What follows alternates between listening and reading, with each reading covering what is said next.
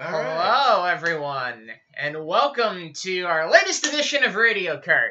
I'm Joseph Rapp. I'm Nelson Ulinski. We've got another awesome show lined up for you today. We're going to start with the results. We'll move on to some upcoming events and news relating to that.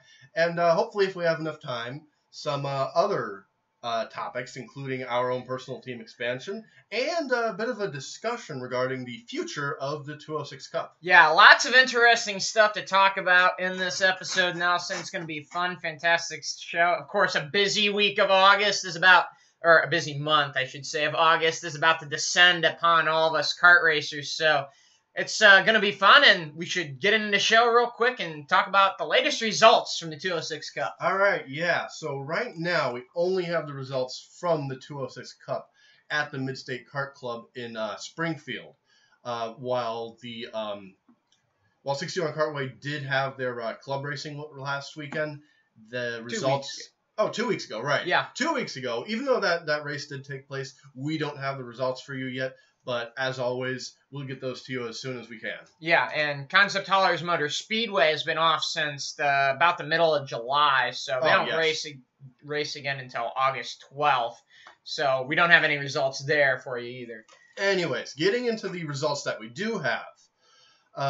In the Masters category at Springfield, Randy Raridan won, and in the heavy category, Justin Wishart emerged victorious. Now, a note about these two classes, the entries have been rather low, so they actually ran together. And Justin Wishart was actually the only entry in heavy, while I believe Masters had, only about 4 entries? They had 3 karts on the first day and 2 on the second. So. Yeah, so really a lot of issues there with attendance and numbers. Anyways, also on race 5, the sportsman category was won by Josh Fine? I'm not entirely sure how that's pronounced. But Jacob Bolin won in the junior category, and that concludes the Saturday results. Moving on to race 6, Sunday at Springfield, Randy Raridan yet again won in the Masters category with who else but Justin Wishart in heavy. Yeah. Josh Fain doubles up in sportsman, and Ethan Dietrich wins in junior. I forgot to bring up the medium, like the biggest category on Friday and Saturday. Anyways, no, Ryan Cassidy actually won in the medium category on both Saturday and Sunday.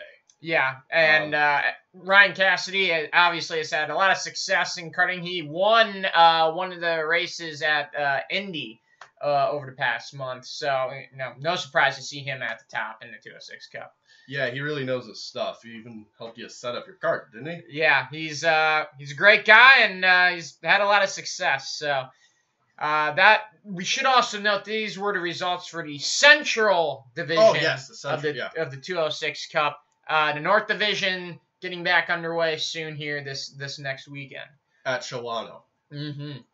Anyways, though, and then a bit of an update on the manufacturers championship. Now, remember, this is for only registered manufacturers. Yes. So I believe Top Kart is not registered, right? And then there's another chassis that's been running really well. Grant Zimmerman has piloted it to a few victories that hasn't been registered. So these are only for registered chassis. Right. So Coyote leads with 2,479 points. And I'm not really sure how the points work in this, but they do have quite the points lead over Margay, who only has 2,000. Mm-hmm. Yet Ionic Edge is very close behind with just over 1,900.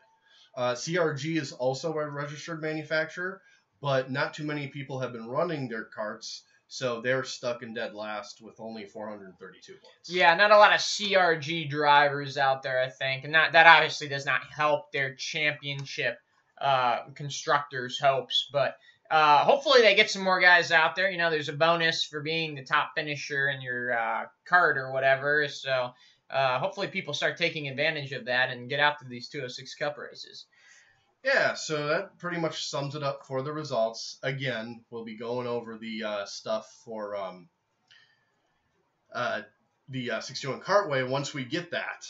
But next, let's move on to some news and upcoming events. What do you want to talk about first, Joseph? Oh, I'm so excited for the month of August, Nelson, and these upcoming events. There's so much happening. Oh, this weekend we got races at 61, obviously, but 206 Cup is going to be in Shawano, Wisconsin for their final round of the North Division, and they have their highest number of pre-entries for that event, so hopefully they get a really good turnout as well. They kind of need it. Yeah, they definitely need it, and it's a great track up there. You know, that's the only kart race Shawano holds this year is for the 206 Cup. Oh, wow. So it's going to be really fun to see what the results were there and see how that goes. And then also this weekend, I know you're a pretty big fan of this, the endurance race at Concept Haulers Motor Speedway. Yes. Yeah, now that's going to be really something special. Now, it's rental carts only, and but it's a 12-hour race. Now, you might be thinking 12 hours. Okay, yeah, that's really long. Oh, yeah. But here's a bit of an interesting wrinkle thrown in there. It starts at 7 p.m. on Saturday and goes till 7 a.m. on Sunday. So you heard that correct. Yeah. It's an overnight race. You better change your sleep schedule, in other words, if you plan on racing and winning in this race, because it's going to be a long, grueling event. Yeah. No, this is, like I said, rental. So normally we don't talk much about this type of stuff. Yeah. 12 hours in a go-kart. I mean, that's insane. It's insane. So we thought we had to mention this. Now, we don't know much else about this, but it would stand to reason that you would need 2, maybe 3 drivers minimum. Yeah. So we're thinking they're probably requiring 2 to 3 drivers minimum on each team, which break that up, that'd be 4 hours between each driver, but you're going to have to come in for fuel probably every hour and a half, right, Nelson? So these drivers and these teams are going to have to be pretty much on their game all night about how they want to go about running this race and strategy for pit stops and so forth. So it'll be really interesting to see, A, how people like the event, and B, who wins the whole thing. Yeah, honestly, if I wasn't racing at 61 on Sunday, I would seriously consider doing this. Now, Nelson, all you have to do is sleep all day Saturday, wake up at 7 p.m., race from 7 p.m. to 7 a.m., boom, you're already awake, wide awake, go to the track at 61, finish up around 3, 4 o'clock, then you're going back to sleep. All right, sure thing. No, it's not even 24 hours. My issue is that the time from getting all the way out there in like Sheridan, Illinois and stuff, all the way over to Delmar, Iowa, with enough time and stuff, and then having to pick up my own cart. Anyways, on to further news. There is so much stuff. There's honestly so much stuff. What do you want to talk about next? Well, our next event coming up after that weekend is the Elkhart Grand Prix, making its return onto the karting scene, which is really exciting, I think. But they have a really cool race going on, Nelson, that I didn't really know was happening when I signed up. But they're going to have a couple of young stars in motorsports racing in a celebrity race at Elkhart. Yeah, and at first, when I heard celebrity race, I didn't know what to think. I thought TV news anchors from the local area. But this, honestly, is more like, I don't know. I don't even want to say like an all-star race. It could be an all-star karting event. You could call it an all-star karting event, but I'm trying to think here because you have so many different drivers from so many different series. I think this is more comparable almost to the Rolex 24, where you have drivers coming in from all these different series. Oh, yeah. You've got Tyler Young from the NASCAR Truck Series, Kyle Kaiser, the current points leader and multiple race winner in Indy Lights, Spencer Piggott, the IndyCar driver, Zach Veach, the Indy 500 driver, and Levi Jones, 7-time USAC karting champion. It's just going to be so fun to watch these guys race, A, and go-karts, and B, maybe I can get a few autographs on there, and then say, hey, I knew Kyle Kaiser before he was even big in IndyCar, Speaking of Kyle Kaiser, I actually own a tire that he used at a Pro Mazda test at Milwaukee. So I can take that and get it signed for you, Nelson. We got to get that thing signed. That's awesome though. So, but that's not the only thing. I mean, we've been talking about KART for quite a while, all year pretty much since we've been doing the show. But it's such a big deal because, like, we talk about how revered Rock Island is as being the street race for go-karts. Yeah. But really, it inherited that from KART.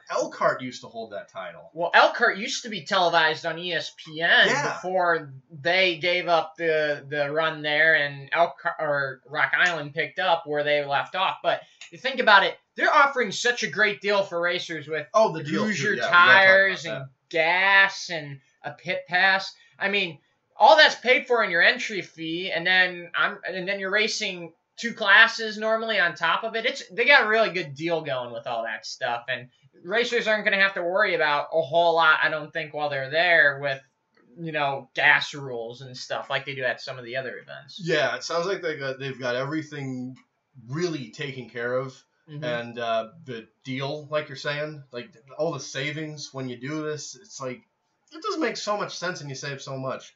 The other thing that I want to talk about KART is, I know we've mentioned this before, but just a reminder, they've got an endurance race too. Yeah, that's going to be interesting to watch and maybe be a part of, because 2 hours long on a street course, that's quite a long time with the barriers and stuff set up. Yeah.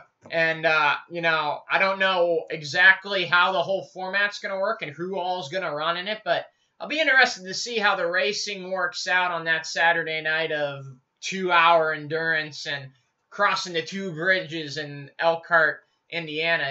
It'll be a fun race to watch and see how it goes down. Now about that, do they have any rules about multiple drivers? You have to have at least 2 drivers to run the 2-hour endurance race. So obviously there's probably going to be a pit stop or 2 in there, I would think. I think you'd be able to go an hour and a half max on fuel. Yeah. And then, so a pit stop or 2, 1 driver swap probably at the hour mark. So it'll be fun to see how the team's going, how they set up the pit lane. Because you think of like Concept Hollers Motor Speedway, pretty easy. The pit lane's already there. But at a street course, you got to make extra room. Exactly, yeah. Like, you kind of think about Rock Island, and with Rock Island, you really only have a staging area. I can't even imagine at a place like Rock Island where you would have pits. I bet you they would cut it right through the staging area and back out on the track. Yeah. That'd be the only way they could do it. That would make sense. It's going to be really cool. Logistically, it'll be interesting to see. Mm-hmm. Well, that's not all we got for events coming up, Nelson. Yeah, and I know you mentioned this before, but just a reminder, Shawano for North Division, is it? Yep, North Division, final round. That's coming up too. Most entries for that. So if you're part of the 206 Cup and you've been put off by the lack of signups, go race Shawano. It sounds like there's going to be a lot of people there. Yeah, the best thing you can do is go and support the series. It's a great series. There's a lot of people that have gotten behind this series and backed it up, and it's a lot of fun to be a part of. The people are great. They do a great job, making sure everybody knows the rules going into the weekend and helping people make sure they pass tech and such. Steve Vermeer at Briggs & Stratton Racing and Faster Motors and Jim France at Faster Motors, they do a great job with the tech inspection and making sure everybody's on an equal playing field. So no reason not to go and run a 206 Cup event. It's too much fun not to. Yeah. If I wasn't going to KART, I'd be going out to Shawano. And then also, literally a month away now, Rock Island's coming up. Jeez, it's that close, Nelson. Yeah. Rock Island is about upon us. The preparations almost start now, don't they? Getting your kart tuned up in the way you'll want it. It's strange. It feels so far away, but at the same time, it feels so close. Oh, yeah. Well, especially for the local drivers here, this is the biggest race of the year. And I know KART has got a lot of hype around it, but Rock Island has that 23-year streak of racing. This will be the 23rd year, and there's just nothing like it. Flat out around the track, in the draft, 40 Briggs karts going at it. It's going to be a lot of fun to watch. 40 Briggs karts flat out at Rock Island.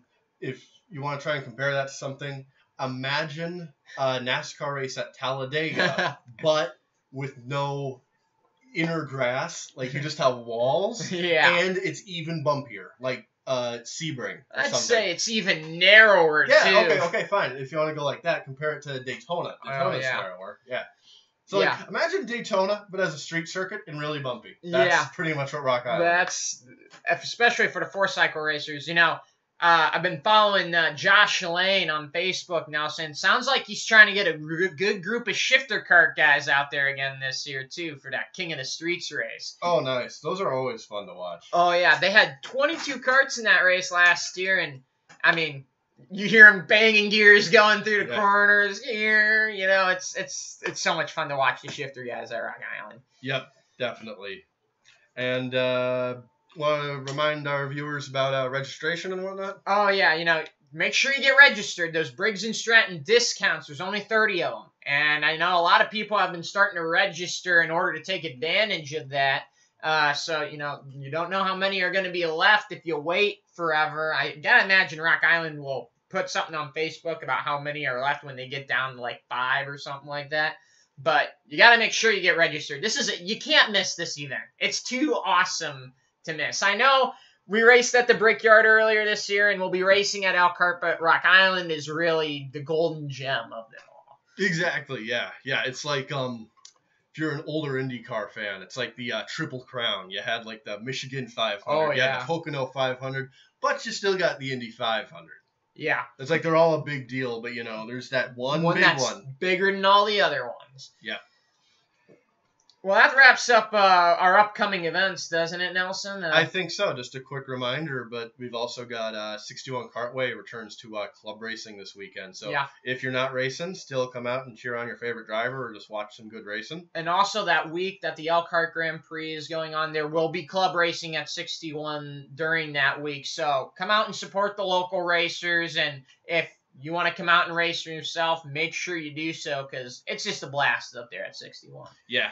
Yeah, but 61 might not be the only place you want to think about going to in the near future. There is the developments of a new kart track in the area, Nelson. And it is the Davenport Kartway over at the fairgrounds.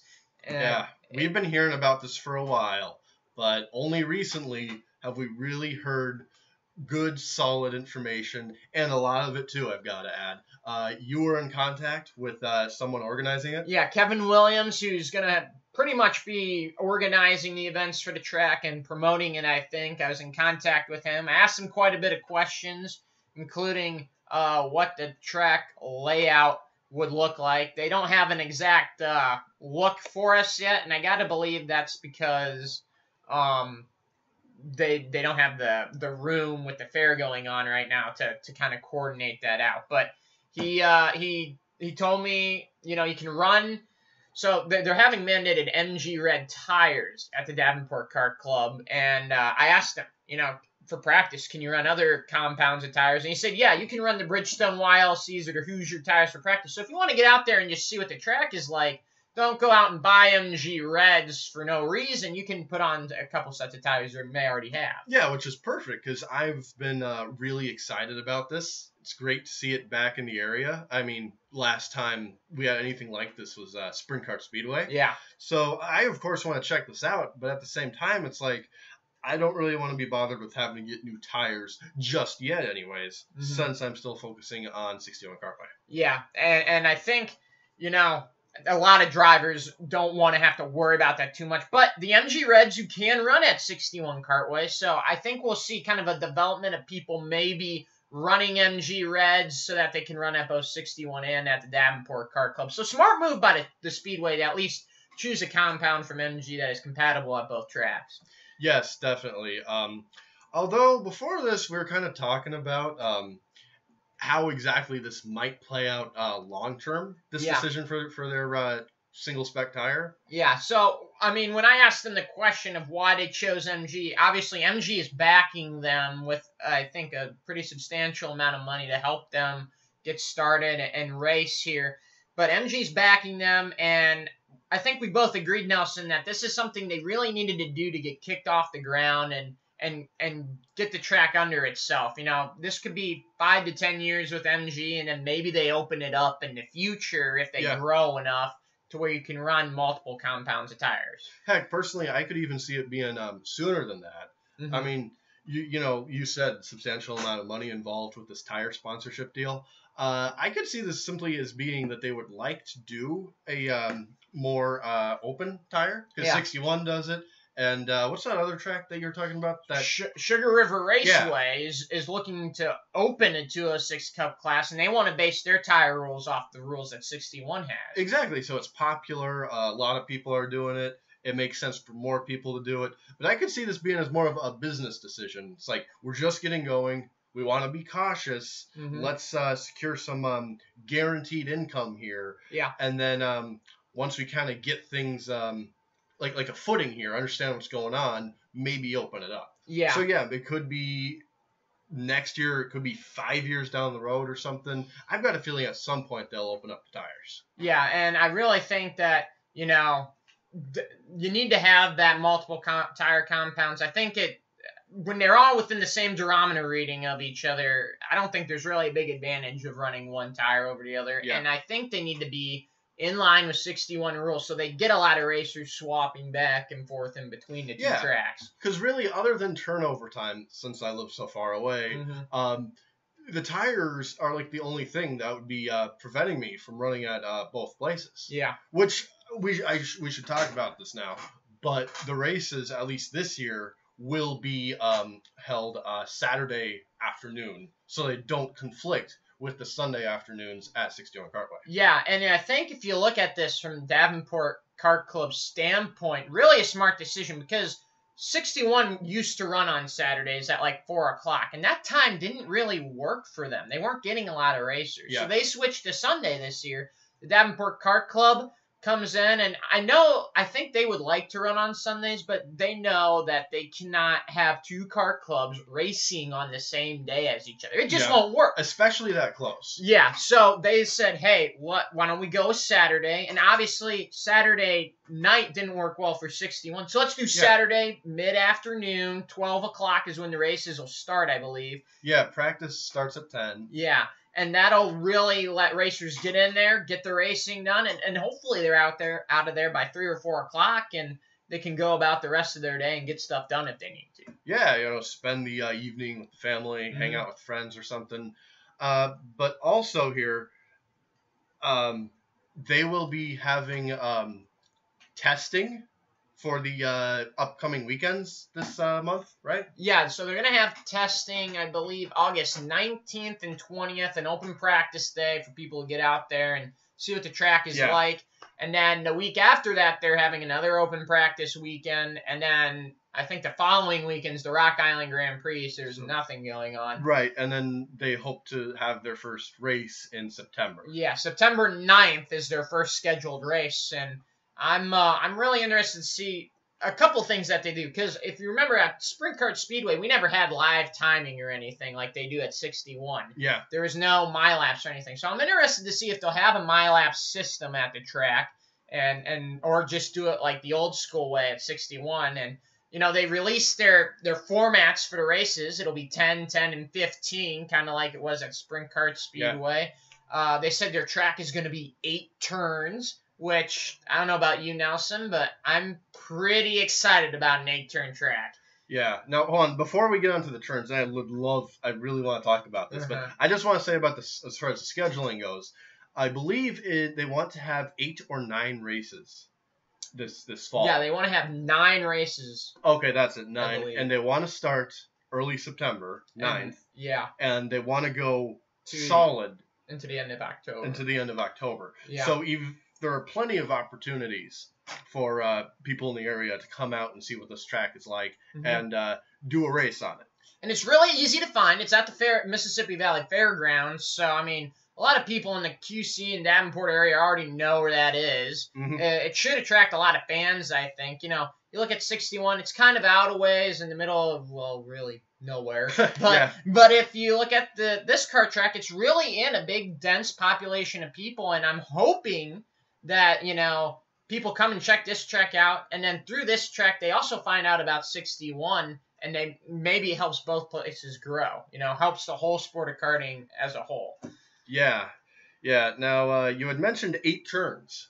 8 turns. Yeah, now, that is kind of, that's not a whole lot of information. It's not a whole lot. It kind of is, but it's kind of not. I mean, like, there could be a lot of, that could mean that it might be a really short track. At the same time, Rock Island is only 6 turns, and that thing's an absolute monster. Yeah. But at the same time, Rock Island, I don't think it'll be anything like Rock Island, since that's so huge. But still, it could be a quite spread out facility. Yeah, I think we're also interested, Nelson, in the fact that they're setting up this facility for this last half of the year, right? Yeah. And they're going to have this layout that's 8 turns, and it may be long, it may be short, it may be a long straightaway with a bunch of twisties in the middle, and it may be a mixture of medium straightaways, whatever it is. If they get through this season and they go, man, we really didn't like that layout. The benefits of being a temporary circuit are you can change the layout pretty much to anything you want. Yeah, it's pretty much a parking lot. So if they're not happy with it, they can do something totally new for next year. But one possibility that I'm really excited for is that they could have multiple layouts over the course of a single season. Yeah. I think that would really test drivers' adaptability. Yeah. Because as fun as 61 is, I sometimes feel like, what if we took all the drivers in our club and threw them at an entirely new circuit? How fast are people going to adapt? And the same goes for layouts too. So hopefully they use this whole temporary thing to their advantage and do change up the layout every so often. And one of the really cool things about this circuit just starting up is everybody's kind of on fresh footing here. Yeah. There's nobody who has a setup for this track. So if you're looking for a good test for like how you'll do in Rock Island or how you'll do at any street race that's not set up all year round, it's set up for one weekend, this is a great opportunity the first couple weeks this track is open to see how you would do, because nobody's going to have any information. Yeah. And, you're going to have to set up for maybe a whole new track the next year. So it's going to be kind of cool to see how this works out. Definitely. Any other notes about Davenport? I just gotta say, check it out, support the track, a little bit. I'm thinking that it's gonna be cool to see Clones and Briggs run together for the first little while. We should there. talk about that too. Yeah. Yeah. So we've pretty much considered the Clone to be dead, and that is true, but they're going to be bringing it back to actually run directly alongside with the 206s. So my understanding of their philosophy here at Nelson is Newcastle Motorsports Park, one of the most successful go-kart tracks in the country, used this when they were trying to phase the Clone out. Yeah. So obviously they're planning on bringing in new racers that haven't been in the sport maybe in a while, and they probably have old Clones sitting on their shelves and don't want to invest in a 206. I think their plan is to run these two together and slowly bring everybody to the 206 side, and hopefully get a big class of 206 karts on the racetrack. Yes, and I guess if you want to compare that to a real world, I should say. Why do I keep saying that? I've said that before. I don't mean real world. I mean like in car racing motorsport, I should say. In like IndyCar in the 90s when you had an open chassis rules and stuff. One thing that was very common was for not everyone could afford the brand new chassis. Mm-hmm. So a lot of the teams that would own a chassis already would go and sell that to the kind of underfunded teams. Like I can't think who it was, but Penske always built their stuff in-house. So it's kind of comparable to that almost. So it's like you're just letting people kind of catch up almost. Like if you can't afford the brand new 206, you can still use your old Clone that you already have. Yeah, you still have a way to go. And I think if you look at Newcastle Motorsports Park, who gets like over 40 club racers at every event they have, it works really well. Yeah. It worked really well in phasing all those people over to 206, but you had to have that middle step there to get people from one end to the other. And I think that's great that they're doing that and giving people an opportunity to be involved in karting again. They're going to have Yamaha classes there, which obviously in the Midwest, Yamaha is really popular still. Yeah. And, I mean, we'll probably see 20 Yamahas at Rock Island, and, you know, it'll be really cool to see them at this racetrack. But it'll be a mixture of classes and a 4-cycle and 2-cycle, and it'll be fun to watch them racing, you know, at the fairgrounds. Now, if you're wondering why they didn't race on Friday nights, it's because they got stock car races on the fairgrounds, so they couldn't do that. So just a little note there on why they couldn't choose Friday night like Sprint Kart Speedway had. Yeah, and doesn't Friday night, isn't that occupied by the folks over at QC Kartway? No, so QC Kartway actually runs on Sunday afternoon. Oh, they do? Okay. Yeah. I don't know. I had in my head that they were Friday night for some reason. They are installing lights, I heard, at QC Kartway so that they can run on Saturday nights. Okay. So they'll be switching their schedule up to run on Sundays and sometimes on Saturday nights. The track promoter said it helps keep the dirt moist and compacted. Yeah, that would make sense. So I'm really looking forward to them doing that and seeing how that maybe helps them grow and helps grow that little oval track over there. Yeah, hopefully there's a collaboration between all these different venues, because that would be awesome if you could somehow make it possible to have the dirt folks at QC Kartway working with the pavement racing at 61, and then here this street racing pretty much at Davenport, because that's really quite a diverse set of tracks there. It really is. It's almost making the Quad Cities a place where, as a racer, you almost have to go because there's such a variety of tracks. Yeah. And I feel like, you know, as a racer or even as people living here, it makes you want to get involved in motorsports more. Yeah, you know, I hadn't thought of that. I guess to kind of how North Carolina is for NASCAR, we're kind of turning into that for go-karts. Yeah. Well, I think Indiana might still have a speed. They have like 10 street races a year or something in Indiana. So, but, you know, they're all street races. We have a mixed posh of all exactly, sorts of stuff. The street race snobs over there. We got dirt, too. Well, with that, I think that's pretty much all we got on the Davenport Kartway then. Yeah. That's all that we have right now. When we get more information about this, we'll give that to you hopefully next week or later, whenever we get it, we'll cover that. Yeah.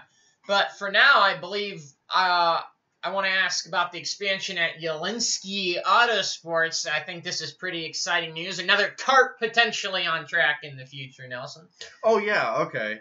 So, still not a solid timeline here, but we are moving rather closer, a lot closer actually, closer than we ever have been before, to actually getting a second kart on track. Mm-hmm. Now, this would be the old Coyote that I used to run, which obviously is very different than the Art that I currently have. Two very different karts, but it's two karts nonetheless. We just kind of pretty much need to get the parts for it and put everything together, and it'll be ready to go. We've kind of got the what it is that we want to get all sorted out, really. Yeah. It's just, like I said, a matter of getting the stuff and putting it on. So once we have all that together, hopefully we can have this rolling and competing by September. Yeah. Hopefully. Yeah, I'm really looking forward to seeing that Coyote on track, you know, whether your dad or Cordell is in the kart. You know, Cordell talks so much smack about, about racing. I'm just looking forward to lapping him when he gets out there on the track, because it's just going to be funny. It's going to be funny what he thinks when he gets in the kart. He thinks one thing, but I think he's in for a wild ride when he finally gets behind the kart and goes, wow, this is craziness. Of course, your dad, it's going to be fun to watch, you know, you and your dad competing out on the track at the same time as well. You know, I think he's listening right now, Joseph. Yeah, it's going to be fun to watch you two competing on the track at the same time. Yeah. You know, you got Jason Owens, Christian Owens, Thor McDonald, Odin McDonald. I mean, another father-son duo out there would be a lot of fun to watch. Yeah, and, you know, regardless of whoever's in there, it's a learning curve, not just for the driver, but even mechanically as well, too. Yeah. Because I feel like most of what I've learned as far as setting up a kart mechanically has come with the Art. Mm-hmm. So it'll kind of be like I'm kind of going to be relearning physics and the mechanics of karting too, almost. Yeah. With setting this up. So yeah, now I believe you also had some Rap Racing had some updates too about an expanded team. Yeah, so I don't even know if we can call it a huge team expansion at this point, but we're thinking about running at this Davenport Kart Club that's getting started here maybe once or twice. And since they're going to have clones at that track, I got an old dusty clone engine sitting, just doing nothing but collecting dust. And I got my old chassis. And today I actually stripped my chassis down so I could get it checked out and see what kind of a condition it was in. And hopefully we can get that thing back together, put a clone on it, and get it out for maybe a race or two at the Davenport Kart track this year. Yes, definitely. That sounds yeah, that sounds like a great plan, because it's like I could really see those two tracks being very different. And then what tires do you currently use now at 61? Those are Bridgestones that you have, aren't? I was using Bridgestones. Last time I raced, I used Vega Red tires, and hopefully I get to try some Hoosier tires this weekend. Carter Pease is gonna give me a set, I think, so I can prepare for Elkhart. But still, it makes a lot of sense, especially turnaround time, to have two separate carts for these two places. Yeah, because that would be a lot of effort. Well, think about it. If you break something at Davenport Kart Club, you're going to have to fix it for Sunday at 61, and really you don't want to have to rush to do that, especially if you need to get a part or piece. Triple E is not open at 10 o'clock at night or whatever. Yeah, I'm not even sure they're open on weekends, are they? They're open, but on Sunday I believe it's like till like 12 o'clock or something. It's or not at all. And on Saturday it's like till 4 or 5 o'clock. So they're not open a lot on the weekends, so you do need to have almost two carts in case something goes wrong. And with our focus being on the 61 championship this year, we have to keep our good karting condition to run there. Yeah. Now, do you have any long-term future plans about maybe getting a 206 for that kart, or maybe even putting someone else in that kart? Well, kind of like I'm talking about doing. Yeah, I'd love to put a 206 on the Coyote we have now. Obviously, it'd be a little expensive to put a 206 on the Coyote we have now, but I'd love to do that, and in the future, hopefully, bring a group of new people in the karting that haven't experienced kart racing. Get 2 or 3 guys that really like working on the mechanics of karts and vehicles, and get them working on the kart, and then a 4th guy to drive that really hasn't gotten the opportunity to drive and would like that opportunity and would like to see what the sport of karting is like. I'd like to help grow the sport of karting through, my old chassis and see it get used out there on the track. Yeah. Now, while you're talking about growing and introducing people to karting, I totally admire that, and that is a very worthy cause. If, say, someone else ends up in my kart or something, I'm kind of thinking of setting mine up for more someone like Hannah McDonald, who doesn't really race anymore, but still might have an interest. Like if she or someone like that would want to come back for like a one-off, it'd be ready for them.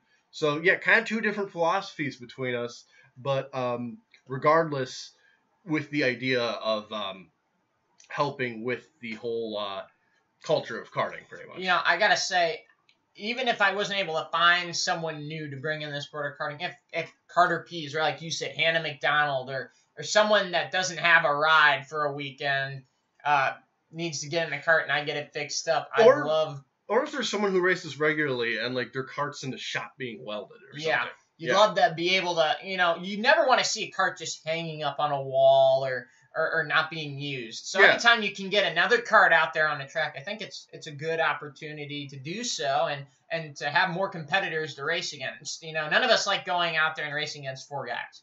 Yeah. None of us like doing that. So when we can get another kart out there and race against 10, 12, 15 guys, it makes it a lot more fun, and that's what I hope fielding a second kart would do. Yeah. So I think that about wraps up our discussion of team expansion. Yeah. Did you want to discuss the future of the 206 Cup? Or I think we'll bait our listeners into tuning in next time for that, because That's going to be a lengthy discussion. It will be. We're going to talk about the 206 Cup and exactly what the future may hold and what they need to do to get the series booming again. Yes, and this kind of stems from our frustration from earlier in the show where we were talking about the low grid counts. Yeah. Especially how Justin Wishart was the only entry in heavy at the last race. Well, hold on. We don't want to give away too much for our next show. So I know. I'm just saying that can't continue. I don't want to give anything else. You're right. Bait the listeners. Yeah. You guys got to tune in for our next show if you want to hear that discussion. Also, leave some questions for us. We'll try to address them for you throughout the show and leave comments. Yeah, leave comments on the video or reach us on Facebook, Snapchat, or you have Twitter too. Yeah, I got Twitter as well. So we'd love to discuss what you guys are thinking about the state of the sport and what needs to be done here, there, or if you just have questions about what different places are running for rules, we'd love to answer those. But tune in next week. It's going to be an exciting show as always. Yep, sorry about being mean and baiting you, but we'll have a good show lined up next week, so don't miss it. As for now, I'm Joseph Rapp. And I'm Nelson, and sorry again, but tune in next week.